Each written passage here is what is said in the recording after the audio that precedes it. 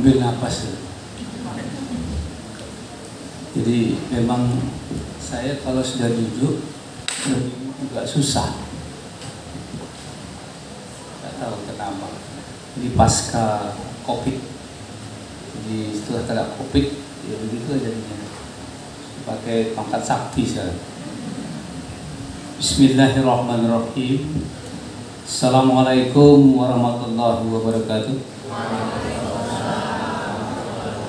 Dan wa syukran lillah, salatan wa salaman ala rasulillah, amma ba'du.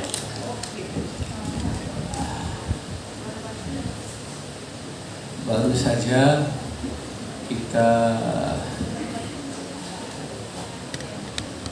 mendengar dan menyimak apa yang disampaikan Ustaz Muhammad Irfan Helmiadi. Masih muda, saya dekat sama orang tua beliau, sama abang beliau. Tapi kalau Ustaz Irfan ini belum, karena lama di Yaman ya. Alhamdulillah, saya tidak melihat tadi kiai di sebelah saya nangis. Ada yang tak nangis, memang tuh yang tak nangis tuh hatinya beku atau tidak fokus. Yang tidak nangis pertama dikarenakan hatinya beku, cepat tobat. Yang kedua, yang tidak nangis sambil nengok handphone. Tapi yang nangis, yang mendengarkan pasti menangis. Saya yang susah nangis. Begitulah Ustadz kita menjelaskan betapa beratnya perjuangan Rasulullah menegakkan agama ini. Yang hari ini yang sama-sama kita rasakan nikmatnya hidup di dunia dan insya Allah juga di akhirat. Saya tidak paham yang tak nangis. Pulanglah ke rumah, tobatlah. Hatimu beku nak.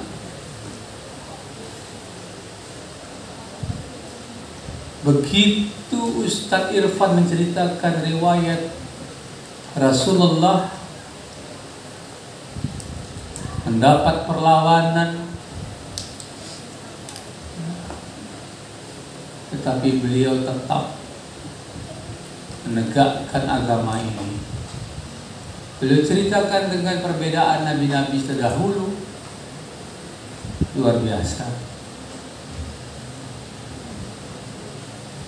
Orang berani tahan, berhimpit-himpit, diinjak-injak, hanya ingin berziarah ke makam Rasulullah.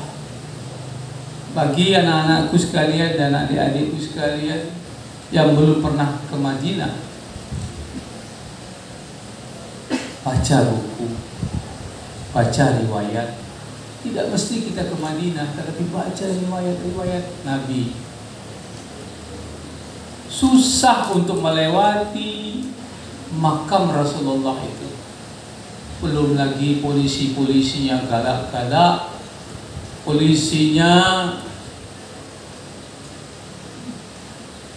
bukan, kalau kita lihat polisi kita di sini adalah galak-galak, lebih galak mereka, karena mereka tidak mau kita berhenti depan makam itu membaca doa lama. Begitu orang Arab, orang Madinah tidak ingin juga mereka menjadikan makam itu satu tempat yang kayak makam di Pulau Palas. Tidak. Silakan lewat depan makam, bersalawatlah dengan Rasulullah sambil jalan.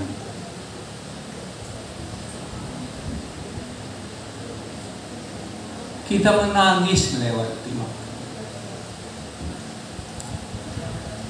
Saya cerita Ananda itu.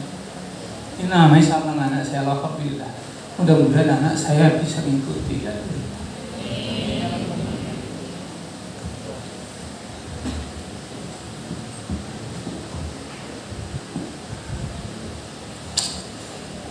Saya hari ini sudah lemah. Saya nggak tahu sampai berapa tahun lagi saya hidup.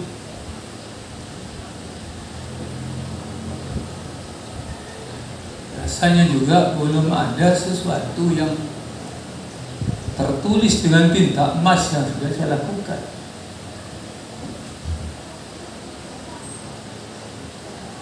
Bayi tadi diangkat oleh Pak Kiai, itu bukan saya drama, bukan. Memang nggak bisa saya berdiri. Itu kalau tak dibantu saya nggak bisa berdiri. Ya ini sisa-sisa kopi. Jadi jangan anggap enteng, walaupun hari ini kita sudah mulai bagus, tapi tetap jaga jarak, jaga kesehatan. Jangan, kita sudah banyak korban, dosen kita sudah mendahului kita, korban semua.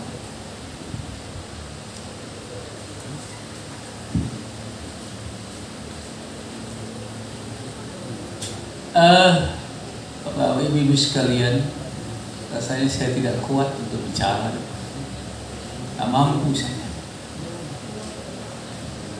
hilang semua. Tapi yang jelas, mari kita terus berjuang untuk melaksanakan pendidikan ini. Tentu banyak di sana sini kekurangan. Ya, saya juga hari ini diuntung hari apa ini, hari Selasa. Selasa saya bisa hadir. Tadi saya berusaha hadir. Kalau sudah Kamis saya tidak bisa. Kamis sore saya masih kuliah. Ini saya berikan pada anak-anakku yang masih kuliah. Jangan berhenti belajar, nak. Saya punya keyakinan, saya ingin mati, saya ingin meninggal dunia dalam menuntut ilmu. Orang bertanya, kenapa Bapak masih kuliah? Saya ingin mati dalam menuntut ilmu. Jadi jangan berhenti.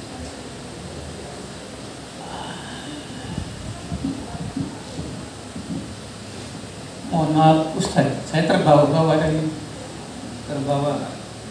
cerita Ustaz. Begitu beratnya perjuangan Rasulullah, nggak ada apa-apa yang kita lakukan hari ini. Nggak ada apa-apanya. Nggak sekuku Rasulullah. Oleh karena itu, anak-anak sekalian, jangan berhenti. Terus kuliah, tuntut ilmu sampai semampu kita. Bapak Ibu sekalian, para dosen, para pejabat di lingkungan misi, insya Allah pada bulan Desember kita akan mengadakan rapat kerja penutupan tahun.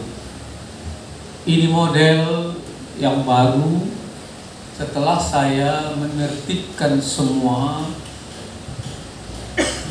dasar hukum, semua perguruan tinggi yang saya bangun.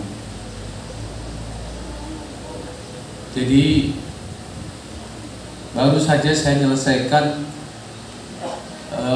stikers, yang itu juga tidak ada lagi pembina lain, saya sendiri. Saya sudah keluarkan semua, yang saya mengucapkan terima kasih pada orang-orang yang sudah membantu saya selama ini. Maka oleh karena itu, mulai tahun Desember ini akan ada rapat kerja tutup tahun. Mungkin surat akan menyusul, dan Desember akhir itu saya minta yayasan, rektor, dekan, seluruh ketua lembaga akan hadir pada raker itu dan mempertanggungjawabkan pekerjaan seluruhnya sebelum tanggal itu. Termasuk kita akan gabungan besok, akan ada audisi, stikes, STIMIK, SMK, semua yang di bawah yang saya dirikan akan bersama-sama melaksanakan rapat kerja dan evaluasi akhir. Pada kegiatan Desember itu, di samping evaluasi yang sudah kita lakukan dan kita merencanakan tahun ke depan apa yang akan kita lakukan. Oleh karena itu saya mohon, pengumuman ini adalah pengumuman resmi dari saya. Silahkan persiapkan semua. Bagi yang menggunakan anggaran, harap membuat neraca yang diaudit. Saya tidak terima yang tidak diaudit. Yang diaudit oleh akuntan publik, kecuali yang cuma menggunakan anggarannya di bawah 100 juta. Apabila anggarannya 100 juta ke atas, harus ada audit akuntan publik. Bukan apa-apa, ini kita belajar. Saya baru dengar bahwa sudah ada kursus keuangan menggunakan anggaran dan dia berada di Pekanbaru lagi. Saya ingin lihat hasilnya pada Desember ini. Berhasil nggak tuh pendidikan itu? Tadi Pak Kiai mengumumkan sudah. Ya. Jadi itu apa ada kegiatan kalau tak ada hasilnya? Ya, tetap harus ada. Jadi kita harus lihatkan bahwa kita masing-masing lembaga sudah mengirim, masing-masing fakultas sudah mengirim orang-orang pinternya untuk mengikuti pendidikan akuntansi. Desember saya akan lihat apakah berhasil tidak kursus itu.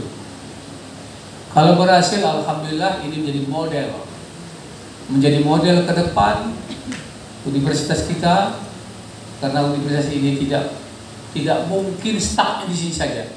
Dia akan terus berlari kencang,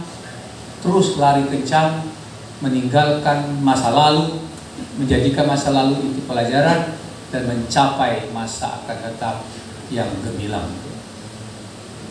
Ya, jadi mungkin itu saja yang dapat saya sampaikan pada kesempatan ini.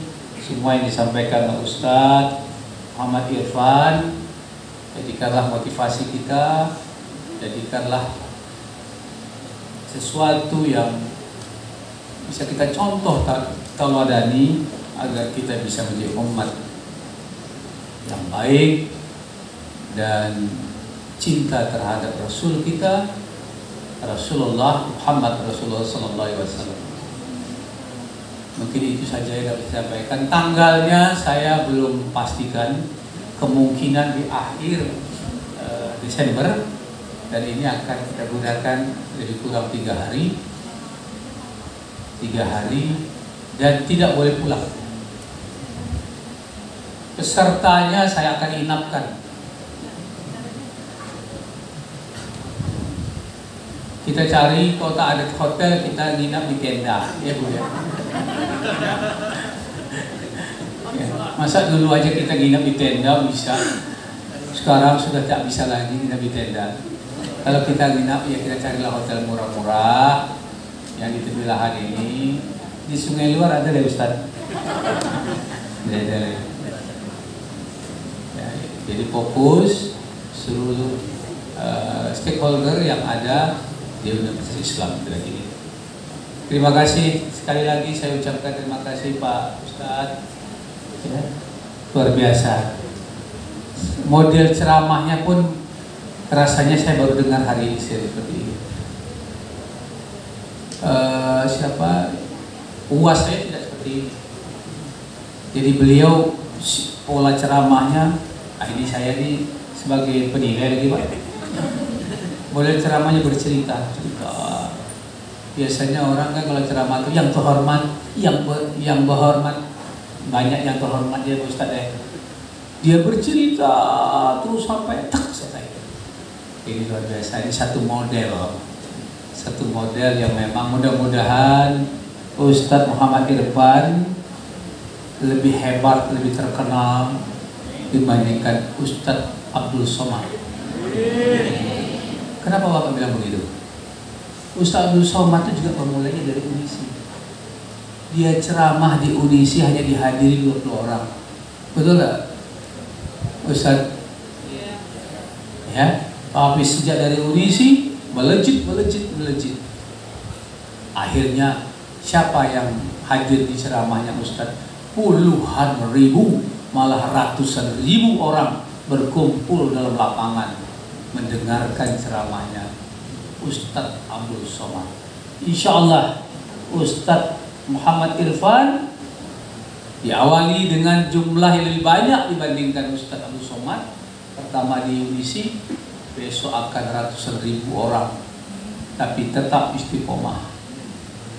Contoh Ustadz Abdul Somad tetap istiqomah. Saya bicara sama beliau tuh di pondok saya itu berapa kali, doakan saya tetap istiqomah.